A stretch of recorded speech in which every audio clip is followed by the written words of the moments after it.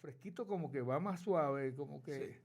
lo he notado a veces que la gente habla sobre calor y de momento llegamos y nos percatamos de que Puerto Rico, el sur, ¿sabe? Los vientos del sur deben ser, nos da un fresquito lo más chévere. Ujú. Entonces, allá estudiaste tu Bueno, elemental, tu superior. estudié escuela elemental, cuando terminé la escuela elemental, Ujú. que estudié séptimo y octavo grado en un colegio católico. Entonces, luego fui a un seminario capuchino. Ah, de verdad. Estudié un año en un seminario aquí en Trujillo Alto. Pero yo vivía al lado, yo vivía en Bosque Real Así. y yo esporádicamente me perdía para esa zona, para allá, porque era bien bonita. Pero voy a confesar algo, yo llamé para que me cogieran, porque yo quería ser capuchino, pero en ese tiempo mi hijo estaba pequeño y no... Fue bien interesante la reacción de los capuchinos porque era un poco intimidante, como fuerte, la forma en que estaban dialogando conmigo. Pero nada, si no fuera yo capuchino, tú te imaginas yo capuchino, pero yo estaría siempre con Pero la... tú tienes cara de capuchino. De verdad, Sí. porque... No sé, pero nosotros los que tenemos vamos a decir, cierta creencia, cierta práctica, como que no. Rápido nos identificamos. A mí me hubiera encantado. Yo lo que sí les prometo es que siempre hubiera estado con sotana y con cleric shirt por todas partes porque me encanta la sotana. Me encantaría poder estar en eso. ¿Tú sabes qué pasó? Un solo año estuviste y te percataste que no era lo que tú querías, quisiste... Bueno, lo que pasa es que cuando estuve allí, en primer lugar, yo siempre me han gustado las muchachas, obviamente, y Bueno, allí mismo estaba yo enamorado de dos muchachas a la misma vez. Para empezar. En el seminario. Sí. Bien. Digo que las conocí antes del seminario, no estaban allí, obviamente. Ok, ok. Pero allí me di cuenta de que las explicaciones que daban en la Iglesia Católica eran explicaciones para niños. Pero ya yo pensaba, yo no podía aceptar lo que enseñaban allí. Además, no creía en la devoción exagerada a María, tan exagerada como si fuera un Dios. Eso yo no lo aceptaba y tampoco podía aceptar la intercesión de los santos. Además, tampoco podía aceptar la obediencia absoluta. ¿Verdad? ¿Sabes que uno tiene que hacer un voto de pobreza, castidad y obediencia? Con los capuchinos también. Sí. Los franciscanos Sí, también sí. son así. Es que los franciscanos son una rama de los capuchinos. Ok. ¿Ves? Entonces, pues, no, yo no podía aceptar eso. Mira, fíjate, la experiencia que tuve ahí, en la clase de inglés, tenía que hacer una composición. Pues yo escribí sobre Frankenstein, que era uno de mis monstruos preferidos. En vez de ver lo Los que méritos. yo hacía, el mérito en términos de la escritura y demás, lo que hicieron fue que me regañaron. Me dijeron que yo no podía escribir de eso porque eso era una herejía. Así que ahí me empezaron a frustrar por en términos de la escritura. Bueno, y no solamente eso, Héctor, estamos hablando con uno de los grandes iconos de lo que es la literatura Sí. gótica de principios del siglo XIX. Sí, sí. Entonces, de verdad, como que no conocer Frankenstein y ver la base literaria y Ajá. además toda la alegoría que se está haciendo ahí, pues es un poco triste. Héctor, para las personas que no nos habían sintonizado, Héctor J. Martel Morales, doctor, nos está acompañando aquí en esta tarde y vamos a hablar de muchísimas cosas, pero vamos a empezar porque yo no sabía este detalle, que habías estado en un seminario capuchino Sí. y que entonces ahí tuviste ciertas preocupaciones y antagonizaste con algunas de las ideas que te estaban presentando. Sí. Mira, el compañero Cirilo Toro Valga, ahí fue donde nos conocimos. Ok. Los dos estaban... Sí. De hecho, sabes que Puerto Rico tiene una tradición de escritores que están relacionados con el clero. Ahí tenemos a Edgardo Sanabria Santalí. Muchísimo. Pero Edgardo era sacerdote. Él es. Ahora está retirado. Bueno, Creo. está retirado, pero él está disponible para dar misa donde lo llamen. Claro. Lo que en el caso de él, cuando él publicó The Striptease y otros, no recuerdo el título, Ajá. utilizó un sobrenombre, no utilizó el nombre de él. Seudónimo. Un seudónimo. Entonces, mira, seudónimo. Y entonces, posteriormente, ahora, hace 2 años, si no me equivoco, publicó un libro y tiene un libro de microcuentos también que no lo he visto todavía. Para leer con el microscopio o algo así. Ah, sí, exacto. Fíjate, ese yo todavía no lo he comprado, pero estamos hablando de un sacerdote en específico, que no era que hubiese estudiado durante un tiempo. El padre Darío Carrero también fue, Sí. que estuvo y sentó unas bases preciosas dentro de lo que es nuestra literatura. Así que tú estuviste allí. Pues entonces hubo unos pensamientos del protestantismo que llegaron a ti, porque algunas de esas bases que tú me estabas diciendo, que antagonizabas con ellas, eran precisamente algunas de las bases que yo creo que hasta Lutero, Sí. lo básico de Lutero era específicamente sobre esos temas que estás hablando. Eso y unos cuantos más. Pero todavía vas a la iglesia, ¿no? Pues mira, intenté en algunos momentos regresar, iba a la iglesia, pero no soportaba especialmente los sermones tan retrógrados, tan antinacionalistas, antiindependentistas, tan antihumanistas, que lo que hacían era meter miedo, ¿verdad? Y amenazantes en términos de las actividades que uno podía hacer, por ejemplo, en el ámbito político. Tampoco soportaba el ritualismo. La liturgia como tal. Sí, digo, me gustaba la liturgia antigua, cuando daban la misa en latín y demás. De verdad. Pero una vez con el Concilio Vaticano II se cambió al vernáculo y se hicieron otras prácticas. Por ejemplo, el beso de la paz, el saludo de la paz. Mira, un día en la iglesia del Redentor en la 65, yo vivía en De Diego, en Río Piedra. Voy yo con mi esposa y mis 2 hijos pequeños a misa. Salgo de misa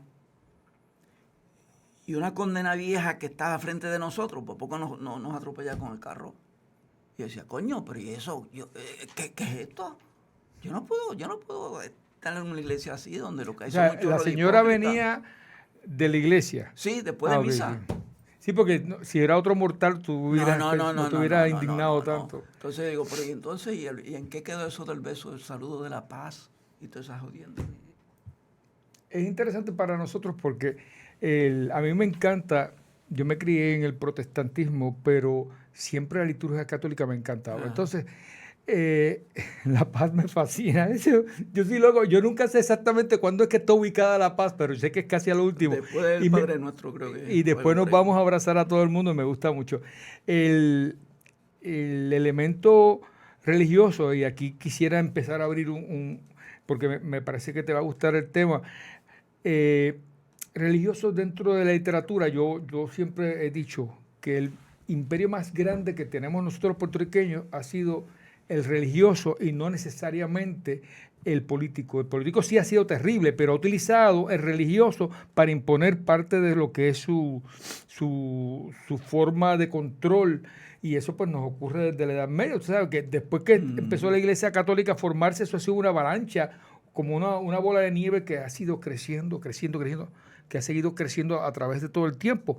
Y vemos que parte de nuestra literatura, y sobre todo la del siglo XIX, si tú la miras, tiene unos controles religiosos bien grandes que afectaron quizá el factor creativo de nuestros escritores. Yo estaba leyendo Pecadora de Salvador Bravo, repasándola, y yo verificaba cómo el hombre, ante el asunto sexual, evade o busca un narrador alterno, protagonista de la obra también, para pasarle el batón, como que él no quiere en tercera persona narrar sobre eso, se lo doy a este personaje pintoresco. Ajá. Para que la pueda dar.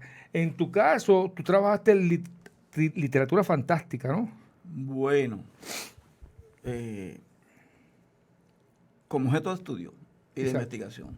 Ahora, lo que yo escribo es muy diferente, aunque quizás haya alguna cosa que tenga algún elemento fantástico. Por ejemplo, eso que tú dices, en el 1974 yo estudié trabajo social tuve que ir a hacer la práctica a Cagua. En Cagua, en el barrio Las Carolinas. Allí hice mi práctica de trabajo social. Un barrio en el campo. Allí me enteré de una serie de historias de muchachas que estaban violando, habían sido violadas por los padres y cosas así. Y ahí también recordé una serie de cuestiones que había vivido en términos de mi vida religiosa. Por ejemplo, en términos de la sexualidad, he sabido, y si no lo saben, pues ahora lo sabrán, que muchísimos sacerdotes son homosexuales, ¿verdad? Calladitos, pero lo son. Y de hecho, algunos de los que fueron mis maestros lo eran. Por ejemplo, los jueves había uno que siempre se desaparecía, los jueves por la noche. Eso era un misterio. Como a los 2 años, cuando yo salí del seminario, me entero que los jueves en la noche él se ponía su ropita de verde y se iba para el condado. Que era el día de que se iban a buscársela. Sí, y el problema no es su preferencia sexual, el problema era que habían hecho unos votos de integridad que debieron haber seguido, ¿no? Pero el caso con los sacerdotes específicamente es extenso. Lo que pasa es que lamentablemente pues, la iglesia siempre ha utilizado subterfugios para solaparlos, que la gente no se percate de ellos. Pero aquí, de hecho, los premian. Cuando tú tienes un problema grave, yo estoy bien relacionado con el clero, un problema grave, sobre todo de índole sexual, que has tenido, yo he sabido de curas que se han tenido que buscar a la jefatura de la policía porque los habían arrestado por algún crimen relacionado con la sexualidad. En ese momento yo me percato de que a la persona, en vez de haberse dado una reprimenda, pues se le mandó para un lugar en México, si no me equivoco, donde allí estaba 2 semanas o 3 meses supuestamente curándose de ese supuesto problema que decían que tenía. Y la persona después me decía, no, yo me escapaba los fines de semana, me iba para los pueblos para buscar discotecas gay. Entonces, y vuelvo te repito, esto no tiene nada que ver con la sexualidad, esto tiene que ver con que había una premisa de celibato y de otra serie de cosas que no se estaban cumpliendo. Pero pues, lo he visto. Pues mira, en el 74 yo perdí el miedo a hablar del sexo. Aquí mismo, en este que fue mi primer libro, te vas a encontrar un librito que se titula Camino. Digo, un cuento. Esto se publicó originalmente en Avance, la revista Avance en el 75, ese cuento Camino. Después se publicó en Colombia y aquí en la revista Creación. Para yo escribir eso, el primer párrafo, yo estuve pensando más de 6 meses cómo diablo escribirlo, para que la gente no pensara mal de mí, porque tiene que ver con masturbación. Y yo tratando de imaginándome cómo yo ponerlo en palabras. Y fue una masturbación real. Yo trabajaba en una tienda, tenía que atravesar por un matorral. Había un carro abandonado. Y cuando voy, había un tipo allí masturbándose. ¿Solo? Sin ninguna inspiración. Que no sea un matorral. La imaginación. Es un fetichismo. El fetichismo de la hierba debe ser algo así. O de los carros abandonados. La cuestión es que eso, pues yo lo utilizo aquí, ¿verdad? Pues ¿qué pasa? Más de 6 meses pensando cómo diantre escribir, y si ves el primer párrafo, lo que te tienen como 3 o 4 oraciones, que son el producto de esos 6 meses. Y en total, el tiempo que me tardé en escribir ese trabajo, fueron más de 2 años. Tenía miedo yo de que la gente pensara mal de mí, porque la gente decía, siempre que yo le enseñaba algo, ¿y cuándo te pasó eso? ¿Verdad? Eso a mí me molestaba y me preocupaba. En el 74, cuando yo vi una serie de cuestiones que había por ahí de todo el mundo, y cuando recuerdo las experiencias que tuve en el seminario y antes, y después, perdí el miedo. Y empecé a escribir abiertamente. De hecho, escribí una colección de libros de cuentos que se titula El juego de los mayores. Ahí hay algunos sobre cura. ¿Verdad? Basado en la realidad. Seguí escribiendo, he escrito un montón de cuentos eróticos y cuentos sobre tanto curas como religiosos. Ahora mismo se acaba de publicar este año el libro de cuentos En una extraña ciudad. Ahí se recogen cuentos que escribí en Nueva York. Yo estuve allá del 90 al 96, casi 97. Pues ahí escribo una serie de cuentos que se recogen ahí. Pero además hay algunos cuentos inclusive del juego de los mayores. Y hay, precisamente, ahorita que hablábamos de cura, hay uno no solamente de cura, sino de cura y monja. Y hay otro de ministro, con relación a la cuestión sexual. Pero yo te cuento, acuérdate que eso nos llega desde ya el medievo bajo, cuando estábamos en el medievo, se crea un sentimiento quizá anticlerical, y tú vas a ver a los grandes autores de alguna forma mofándose de la posición de clérigo. Por eso tú lo vas a ver en Boccaccio, lo vas a ver en Chaucer. Sí. Y entonces esa tendencia se postergó en algunos momentos y hay gente que la retoma como forma de luchar en contra de la opresión que pueden tener algunos líderes religiosos en algún momento. Pero de eso vamos a hablar pronto. Vamos a hacer una pausa musical, y usted está aquí con el doctor Héctor J. Martel Morales y con su amigo Emilio Alcarril en De Letras, junto al gran... Emilio, Ajá. Mi nombre es Héctor, olvídate del doctor. Te dejo bueno, yo pensé que era la J. Muy bien, pues regresamos próximamente.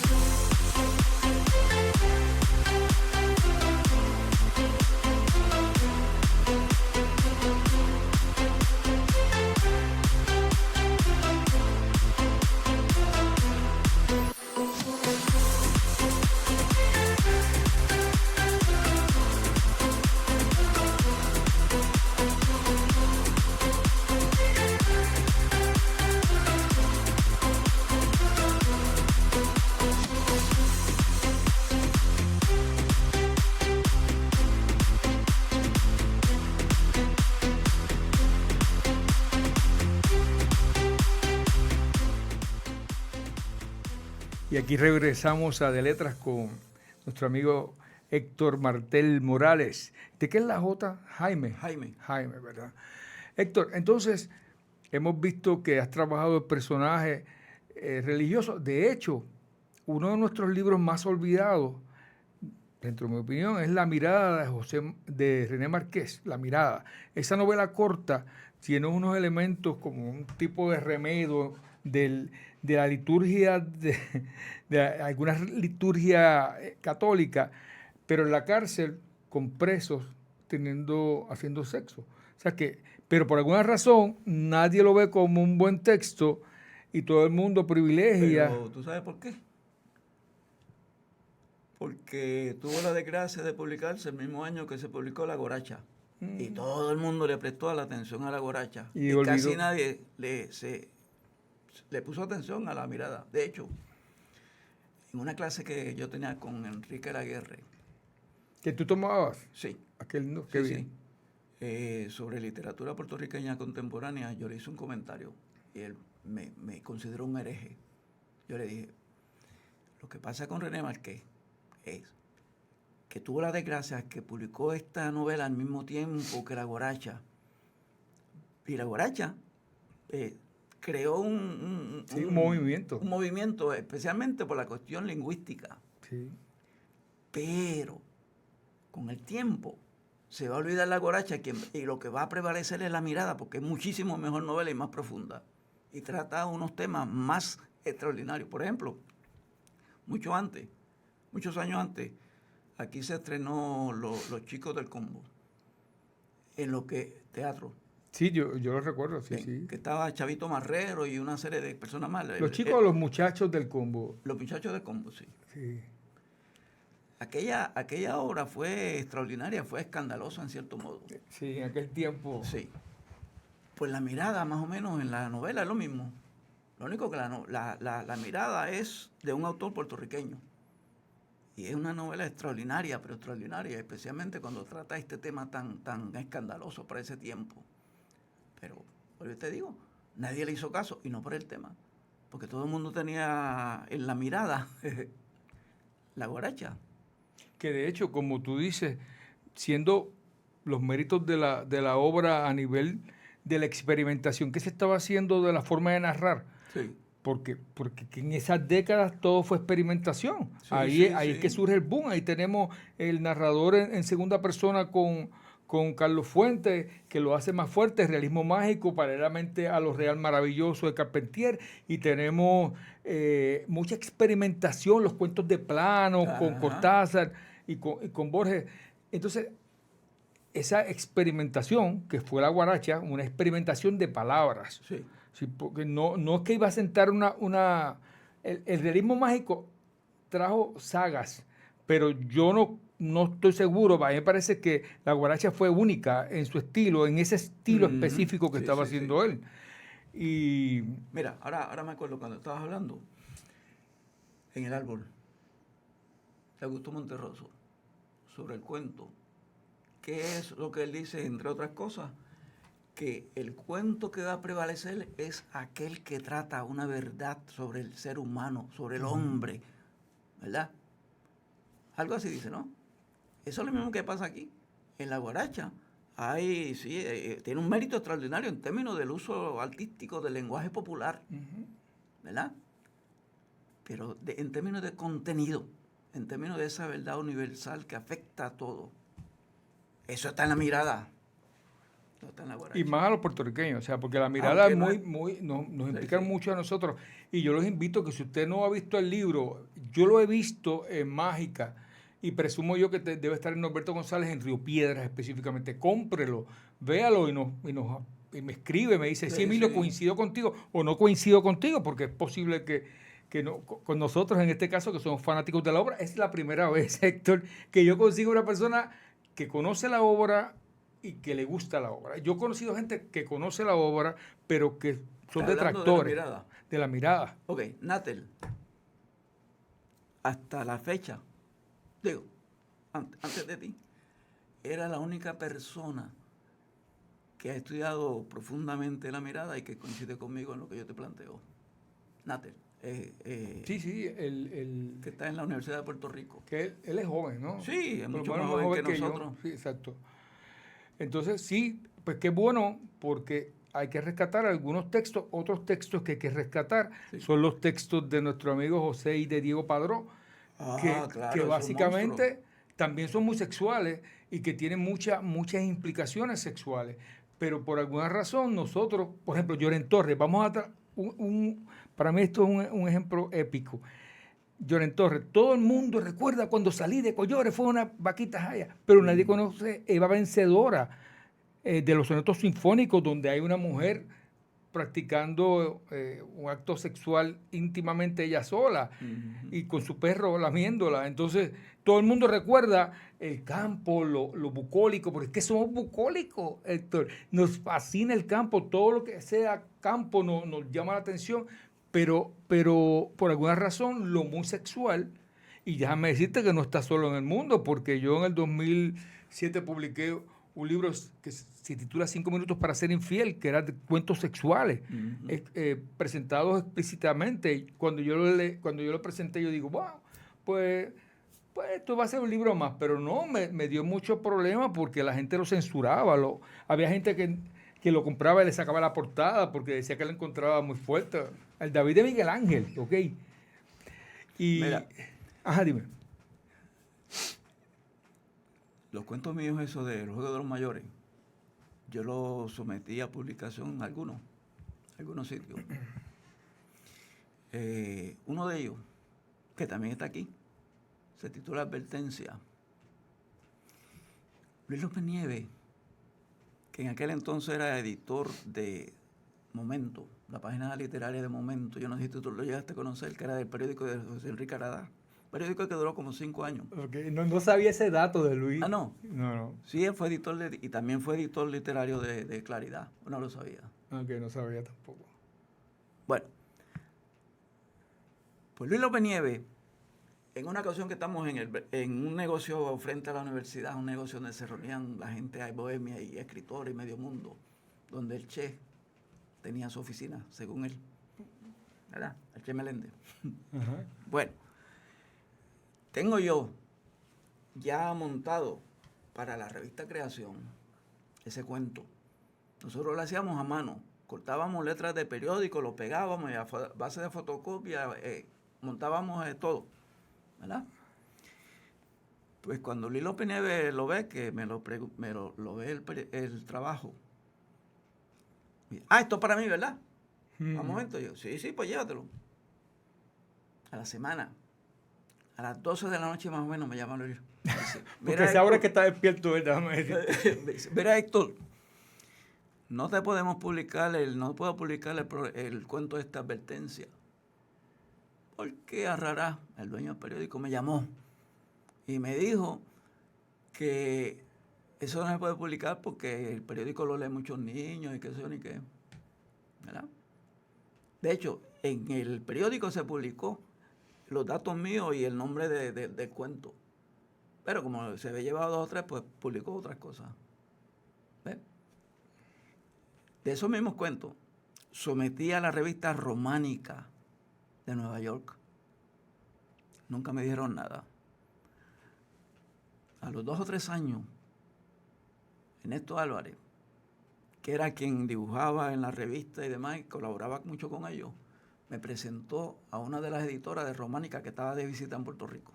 Románica de la Universidad de Nueva York, ¿verdad? Salió a relucir lo de los cuentos. Y me dice la muchacha que ella, cuando recibieron esos cuentos, que ellos nunca habían visto algo así, que no sabían qué hacer. Se volvieron locos y no pudieron hacerlo, pero no los publicaron. Así que he tenido una historia de censura con relación a esos cuentos. Sin embargo, en el 90, te voy a traer después la revista, publiqué con algunos compañeros lo que viene siendo el hijo de creación, o el resultado de creación, que se llamó Expresión. Ahí publiqué uno de los cuentos, El último polvo, ¿verdad? Le dice una compañera de la Universidad Católica,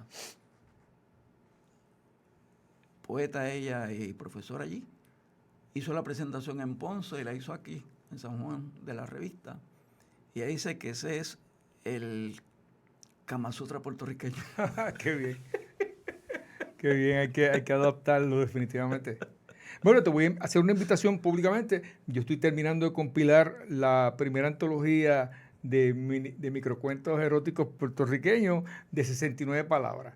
O sea, lo único complicado es que debe tener 69 palabras porque son 69 escritores escribiendo sobre erotismo, 69 palabras. Así que te invitamos, si te sale algo, me llamas, me dice, me escribe. Emilio, me salió. Tengo un montón de cosas de lo que tengo que ponerme a mirar qué es lo que tengo. Muy bien. Pues, ¿sabes qué? Presentaste tu tesis de maestría o de doctorado. De doctorado. Ese te salió por los libros Iguana y yo quisiera hacer una parte para hablar de los libros Iguana. Sí, nuestros amigos Margarita y Reinaldo Marcos Padua han hecho una labor preciosa de libro. Extraordinaria.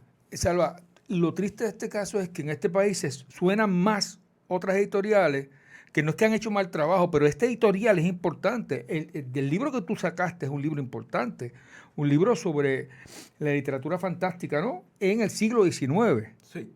Y ahí, porque tú sabes que la mayor parte de la gente no conoce mucho de lo que era la estructura de pensamiento de nuestros iniciadores de la literatura.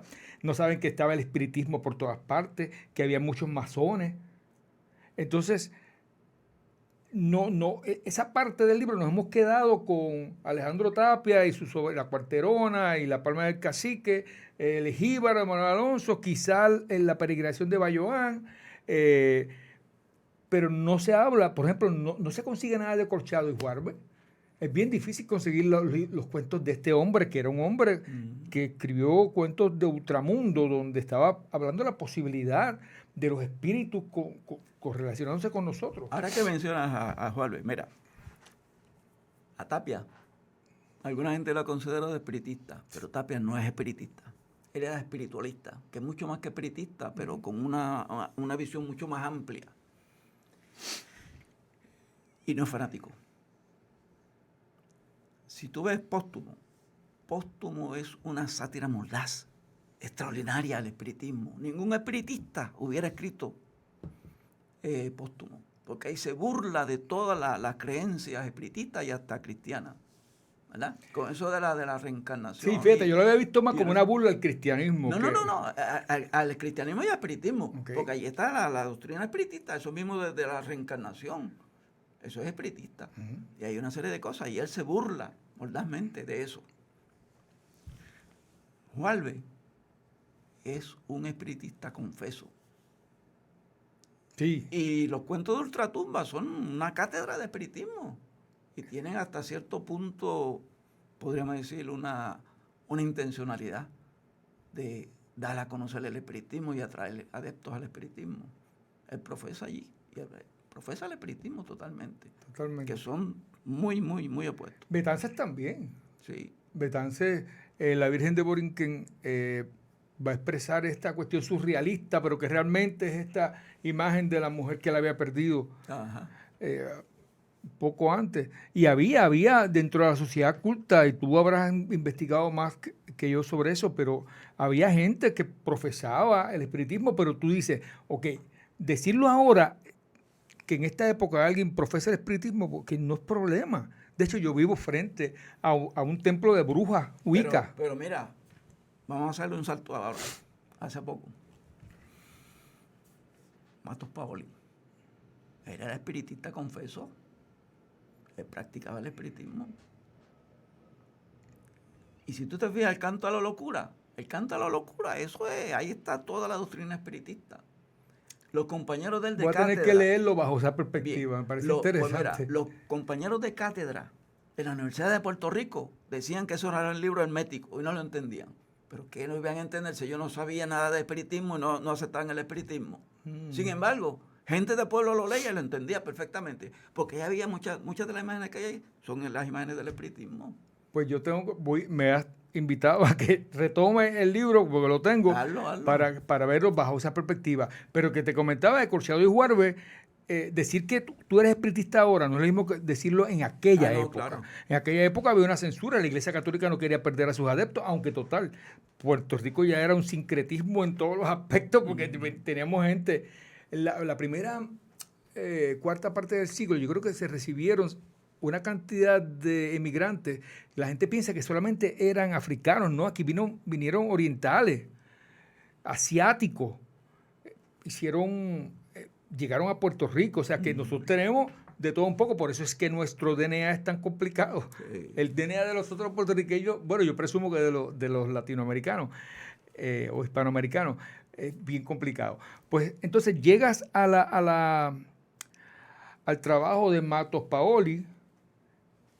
Todo está enfocado, o ese es un enfoque que va a permear en todo tu estudio, o solamente lo tocaste un capítulo, lo que es el espiritismo. Bueno, lo de Matos Paoli no lo estudié. Okay. Pensé, no lo toqué en un estudio o algo, pero sí investigué y de hecho, en la entrevista que yo le hice, que también te lo voy a conseguir una copia un día de esto, allí le pregunto directamente sobre el espiritismo y hablamos del espiritismo y ocurrió un fenómeno extraordinario. Yo grabé la entrevista y en el cassette, cuando lo escuché, se sentía. Tú dices, se sentía estoy yo hablando con él sobre eso de espiritismo y de momento se siente como una paz y como algo en el ambiente. Uh-huh. Y hay un silencio. Y eso mismo se percibe en la grabación.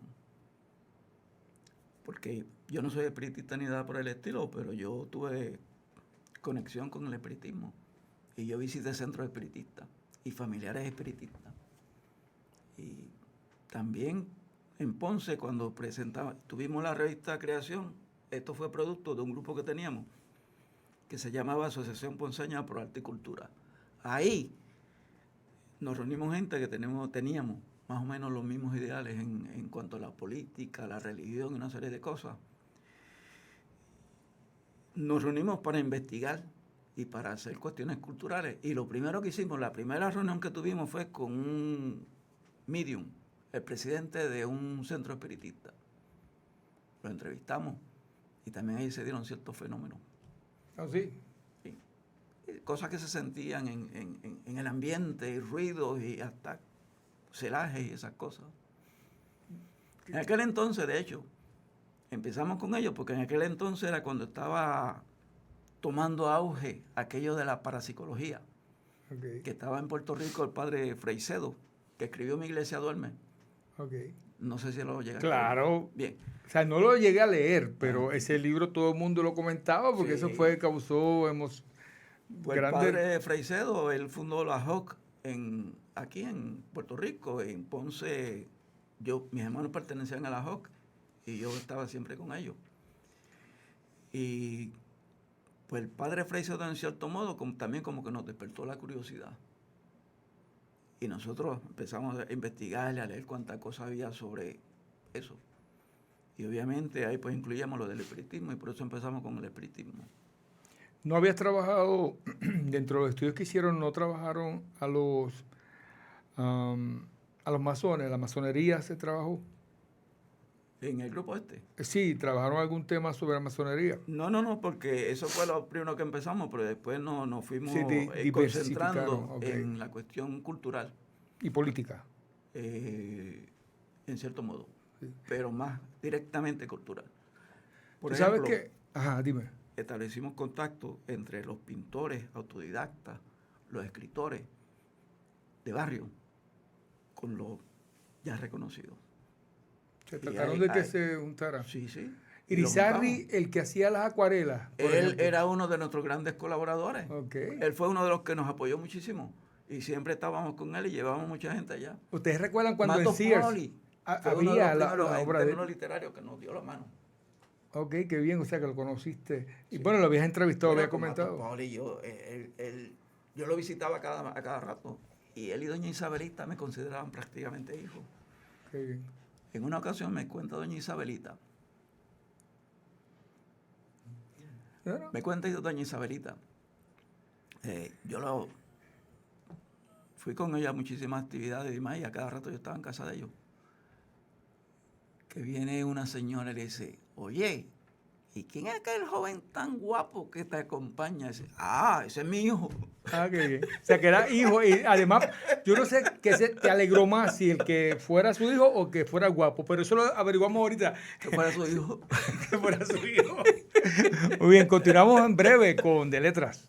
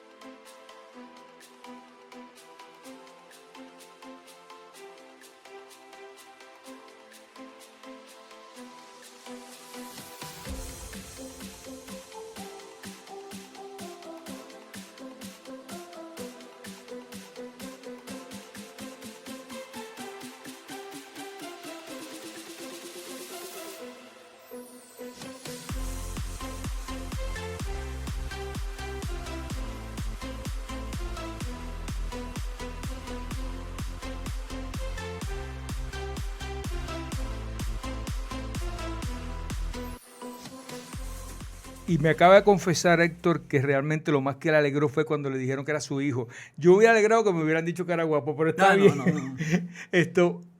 Estuviste en la IUPI, conoces la lucha política de Puerto Rico, sobre todo en los 60 y 70 en la Universidad de Puerto Rico. Cuéntame un poquito, ¿qué tuviste? ¿Estuviste en el momento de la ROTC? Sí. De- Mira, yo ingresé a la universidad en el 67. que fue una época bien álgida, ¿no? Ahí pues yo no estaba muy claro en términos ideológicos. Me sentía muy, muy puertorriqueño, pero en términos de la relación con Estados Unidos no estaba muy claro. De hecho, yo ingresé en el ROTC, pero a las 2 semanas entregué el uniforme y me fui.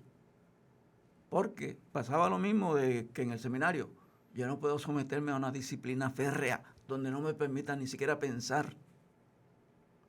Así que no, lo dejé. Bueno, tuve relación con una muchacha, hija de un norteamericano, que ella de hecho, ella fue quien me inició en el movimiento en contra del servicio militar obligatorio. Y con ella caminé un montón de actividades, qué sé yo ni qué.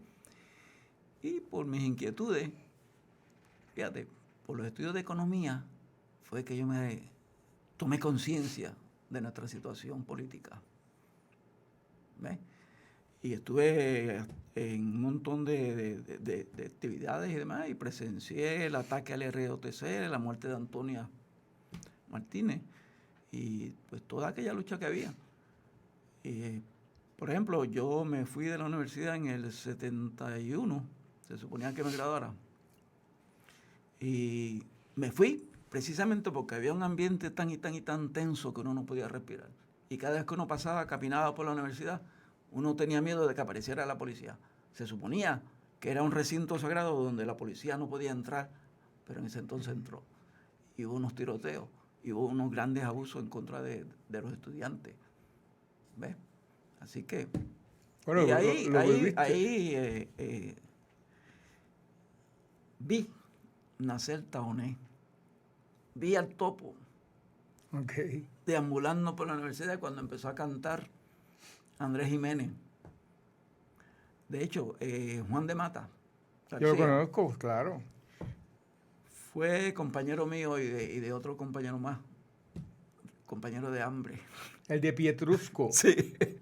y otros Nos Pascualitos. pasábamos en el centro estudiante pasando hambre porque éramos pobres. Y pues una vez en casa de Juan, él tenía una novia que se llamaba Teresita, por allá por Tomás de Castro en Cagua. Fuimos allá una vez, en unas navidades, y era muy amigo de Andrés Jiménez. Entonces fue allá, muchacho, se enredó a improvisar con uno de los jíbaros de allá, como 3 horas, sin parar. Así que, pues... Hay que buscar algunos de estas compositores. Sabemos que el Topo es un compositor, pero también es poeta, porque obviamente lo hemos visto en sus canciones, pero ha publicado. Él es poeta primero. Claro. Y ha publicado varios libros. Y esos libros, pues nosotros no lo vemos, porque es que el problema es el olvido.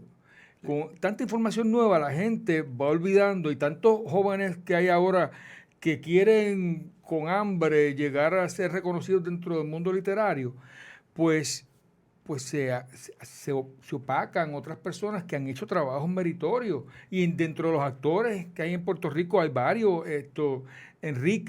Luis Enrique Romero, que escribe poesía, es actor también. El mismo Jacobo Morales. Uh-huh. A mí me encantaba el libro de Jacobo que tenía. Tengo un nietecito prieto, inteligente que ha salido. Me parecía súper bueno. Siempre 35, exacto. También escribió 5 cuentos, 5 algo negro. No me acuerdo. En blanco y negro creo que es. 5 historias en blanco y negro, algo así, que son obras pequeñas de teatro. Ah, qué bien. Y bueno, y ya tienes... ¿Cuántos libros tienes publicados? Yo creo que como 7 u 8. Ok, pero próximamente vas a presentar el más reciente. Sí, mira, mañana, el sábado, a las 4 de la tarde, en la... Norberto. No. ¿Mágica? En La Mágica. Se va a presentar el libro mío, En una extraña ciudad. Y el siguiente... Y el día 9, lo adelanto también, yo voy a presentar el libro de Margarita Maldonado Colón. Que es un gran libro. En Norberto, sí. Bueno, también me gusta el de Reinaldo. He leído algunos de los cuentos, están muy bien. Muy bueno. Entonces, este sábado vas a estar ¿a qué hora en Mágica? A las 4. A las 4. Lo lindo de Mágica los sábados, si usted no lo sabe, lo tiene que saber. Los que van a Norberto puede ser que estén en plaza y se cuelen a Norberto. Y algunos definitivamente irán a ver a uno, pero la realidad es que los que van a Mágica van a verte. Porque van para Río Piedras y ahí se buscan el estacionamiento. Y Arnaldo y Tamara ahora, que es su hija, realmente están haciendo una labor muy bonita. Siempre tienen, el vino lo pone él, los piscolabis los pone él. Y hay que agradecérselo, además de que subir al segundo piso y ver todo la literatura antigua, o sea, de Puerto Rico, que él tiene, esos libros, es maravilloso. Sí, ahí consigue lo que no consigue en ningún otro sitio. Y si él no lo tiene, te lo consigue. Por lo menos sabe de qué tú le estás hablando. Sí. ¿Sabes? Yo he sabido ir a librerías donde hay libreros que cuando tú le preguntas, no saben de los escritores que hay actualmente. No saben qué fue lo que se hizo. Si yo fuera dueño de una librería, yo tendría a todo el mundo toda la semana cogiendo clases. ¿Qué salió esta semana? ¿De dónde salió? Por lo menos para que sepan qué fue lo que está pasando. No puede ser que tú no conozcas a las personas que están trabajando ahora, la literatura, de forma ardua. Héctor, no sé, Salvador, si opinas lo mismo que yo, pero Héctor es como para hacer una continuación de programa en algún momento y escucharlo, porque ha sido, ya ahora que tengo un espectro completo de todos los posibles temas, hay que hacer como 5 programas para trabajar específicamente el libro del cuento fantástico en Puerto Rico, finales del siglo, que eso me interesa mucho, y ver. ¿Y tu libro qué vas a presentar? ¿Son cuentos o novelas? Cuento. Cuentos. ¿Y de qué tratan? Esta es mi experiencia en Nueva York, trata de muchísimas cosas. Yo no sé por qué, es que a mí yo te estoy relacionando con Albizus Campos. Es que tienen estructuras, le pasaron cosas parecidas, ¿no? Surgen en momentos álgidos, los dos tienen este amor-odio con la milicia, los dos estuvieron en... Pues ¿sabes qué? Yo no lo conocí personalmente, pero conocí a una que alegaba ser hija de él. Okay. Y por casualidad, no sé cómo fue, estuve muy relacionado con don Francisco. Te digo, por una relación familiar, que tú sabes que él estuvo preso con él en La Princesa, y también con Corregel. Escribió un artículo sobre Corregel, sobre El Cumplido, los cuentos de él, que se publicó en Claridad, y él estaba loco conmigo. Entonces también con Cancel Miranda hice la presentación de 2 de sus libros. Así que me he relacionado con gente que estuvo con él. Más también eres parte, o sea, te conocen los de Guajana, porque presumo yo que tú llegas con Reinaldo de alguna forma por algún contacto. Hay que recuperar, no podemos dejar que se nos pierda nadie en el camino. Hay un programa de los Estados Unidos a nivel de educación que dice no child left behind, no dejar a nadie afuera. Yo pienso que en nuestra historia no podemos dejar a nadie afuera, hay que retomar la historia de nuestra literatura. De hecho, estoy dando unos cursos en educación, en cursos cortos, en Sagrado Corazón, de literatura puertorriqueña, porque la gente me dice, Emilio, es que estoy en cero, no reconozco más que la charca en todo caso. Mira, con relación a la literatura puertorriqueña, un comentario relacionado con la tesis. A mí me interesó la literatura fantástica a partir de Gustavo Gray. En los 60, finales de los 60 y los 70, eran ídolos aquí Borges y Cortázar. Y yo me volví loco con Borges. Todavía. Sí, todavía, ¿verdad? Pero ¿qué pasa? Borges, que era un reaccionario político, ¿verdad? Aquí era adoración. A Gray, que fue secretario, la mano derecha de Muñoz Marín, todo el mundo lo rechazó por la ideología. Yo decía, diablo, ¿pero qué es esto? Entonces cualquier otra persona puede ser lo más reaccionario que hay, lo más hijo de su madre que hay. Y por su obra lo veneran. Y este hombre que tiene una obra tan extraordinaria, que coincide con la obra de Borges en muchísimos aspectos, sin haberlo conocido. Y todo el mundo lo rechazaba. Yo publiqué como 4 o 5 trabajos sobre Gray. Y gente que publicó en las mismas páginas que publicó en Índice y otras revistas, se sorprendía de que él escribiera cuentos. Entonces, yo también, no lo sabía. Pues mira, también, por ejemplo, cuando yo me decidí a estudiar literatura, la obra de Gray, un connotado escritor maestro mío, que no voy a hacer el nombre, me dijo, ¿y tú vas a escribir de ese hombre que es tan reaccionario? Que dijo que cuando Muñoz Marín empezó a pensar, él dejó de pensar. Qué bien. ¿Y sabes qué? También tenía cursos con Canino, de crítica literaria, y Canino me dijo... Marcelino. Sí, Marcelino.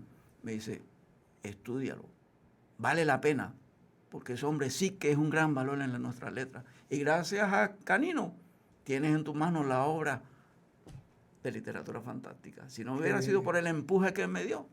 Y todavía Marcelino Canino, que es un gran prócer de la literatura en otros aspectos de Puerto Rico, gracias a Dios está vivo y tiene una mente clara totalmente. Sí. Puedes dialogar contigo de una forma eficiente. Yo te agradezco tanto, Héctor, que hayas venido con nosotros. No, yo estoy agradecido. Qué bueno que la gente te esté conociendo, qué bueno que yo te esté conociendo a través de lo que estamos hablando, porque hay siempre elementos que me han sorprendido, sobre todo que conocemos a parte de personas.